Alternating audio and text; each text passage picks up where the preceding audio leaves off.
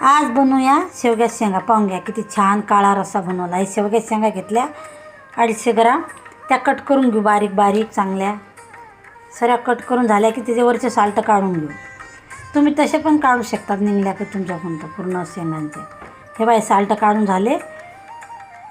पाणी टाकून धुवून घेऊ. आता शेंगा चांगल्या स्वच्छ 2 पाण्याने धुवून घेऊ. हळद, तेल थोडंसं, पाणी टाकून, मीठ. शेंगा उकळून घेऊ 2 मिनटं. हे शेंगा टाकून देऊ आणि उकळून घेऊ. वाटण घेऊन घेऊ. इकडे बाय शेंगावर झाकण ठेवून देऊ.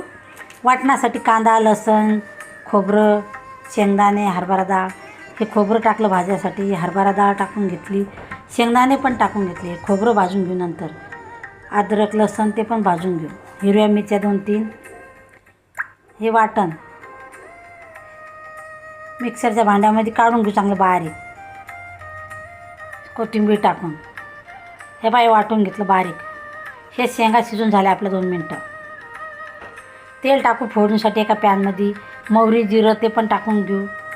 हे वाटण पा ते पण तळून चांगलं भाजून घेऊ.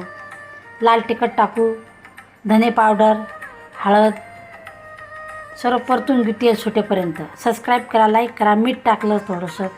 हे पाहिजे मिक्सरचं भांडं धुवून पाणी टाकून थोडं शिजून घेऊ. मसाला टाकला थोडासा. शेंगा टाकून घेऊया शिजवलेल्या. खूप छान होतात. तुम्ही पण करून पहा एक वेळेस. थोडंसं गदक येण्यासाठी झाकण ठेवून देऊ. पहा किती छान झाल्या. भाकरीसोबत कोथिंबीर टाकून सर्व करू. भातासोबत छान लागतात. काळ्या रस्स्याच्या शेंगा शेवग्याच्या सर्व करू खाण्यासाठी.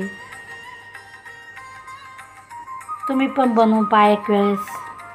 10-15 मिनटं लागतात बनवण्यासाठी. काहीच टाईम नाही.